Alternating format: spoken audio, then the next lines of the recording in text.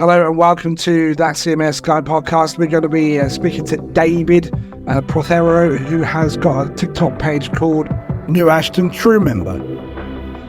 He's gone through an extraordinary journey in terms of contact with his children. We'll find out for sure.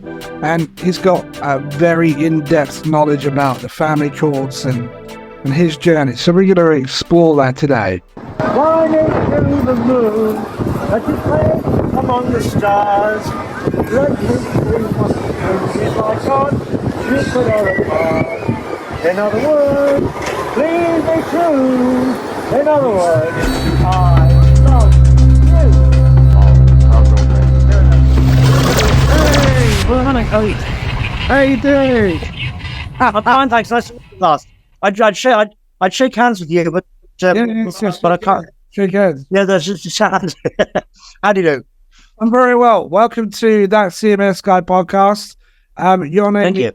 Your name is David. How do you pronounce your surname, David?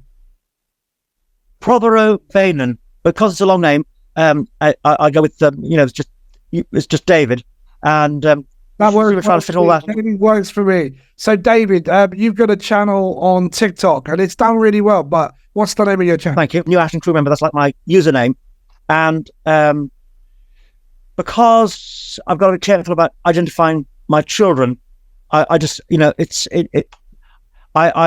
named it after them without naming it after them. If you know what I mean. I understand. Originally I had a channel called Ashton Crew Member, and because of this thing with this fresh allegation that's against me, the police took my phone, and they still got it, and so I had to start again with a very old and dying Apple 6, I think it was, and I relaunched the channel I'm on now. And to be fair, I think what I've done now has gone from strength to strength, because in there I try to make it as factual and provable as humanly possible. So I don't speculate. I just say, right, this is what so and so has said. This is what it says in that report, and this is how you use your intelligence to work out, does this make sense?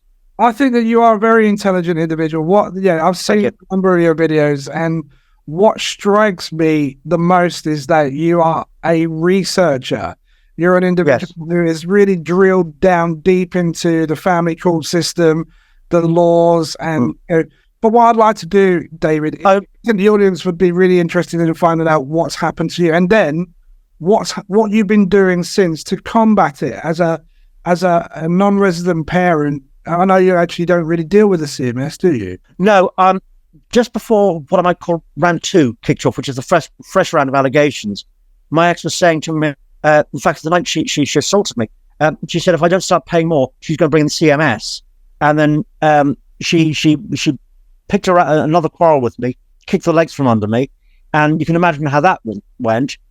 And so I'm fighting the second round of allegations, which she's got my eldest daughter saying, and all I can say is that the police are supposed to be reaching a decision by the 18th of October.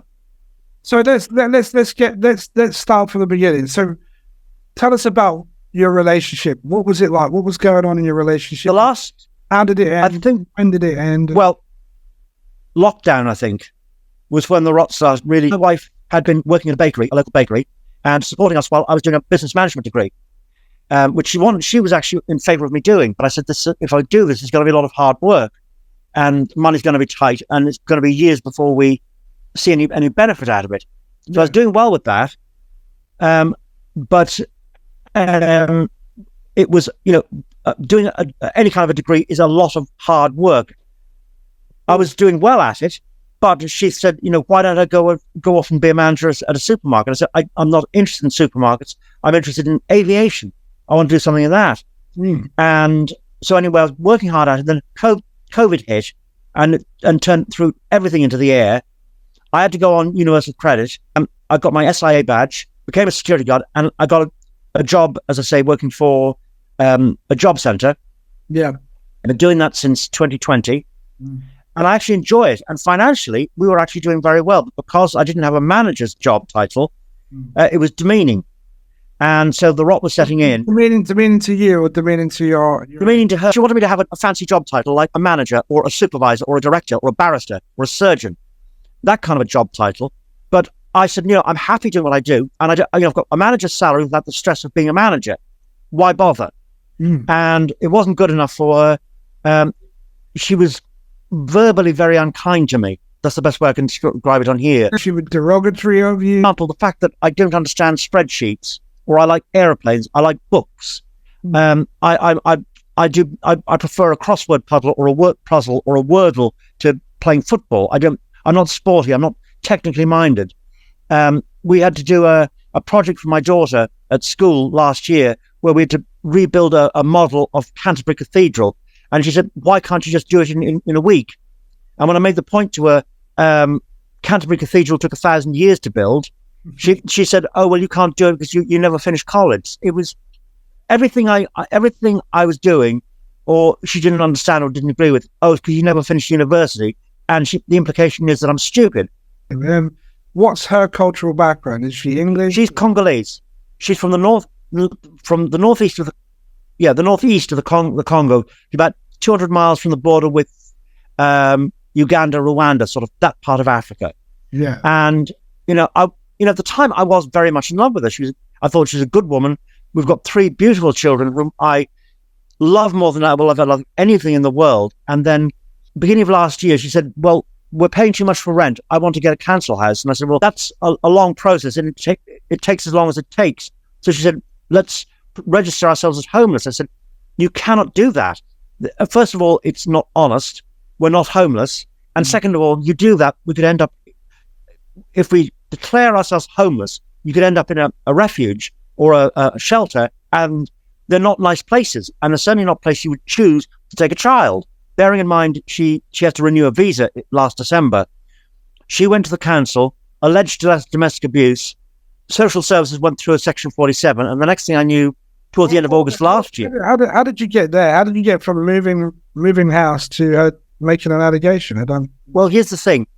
She knew that her last December, her visa, her leave to remain visa was due for renewal. Was that 3 years, something like that? She has to renew it every 2.5 years. And it's very expensive.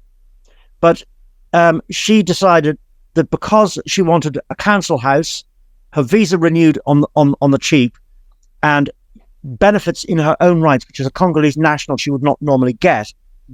Once she makes an allegation of domestic abuse, she gets right round that. She's like Hitler going around the Maginot Line. She gets right round that, and she gets the same entitlement benefits as you or I would have, having been born in the UK. Right. Yeah. And so end of August last year, I came home from work. She had gone. I found a mobile number from a social worker on the coffee table, her handwriting. I phoned it. They said there's been allegations made against you. I said, what allegations? You knew that those allegations were coming from her, or were they? Yes. She said, the allegations have been made against you. We can't tell you what they are. And then beginning of September last year, I was served with a non-mol. Can you explain to people what a non-molestation order is? When somebody makes, usually a woman, makes an allegation of domestic abuse, they go to family court, apply for this non-molestation order so that they can get away, or you have to go out. And it's a protective device in case the allegations are true, so that it's like bail conditions where you can't contact the person or be directly or via the third party, so there could be no witness intimidation. So that am I correct in saying that would limit your ability to have access to your children as well? It would sever it completely. Right, really shit.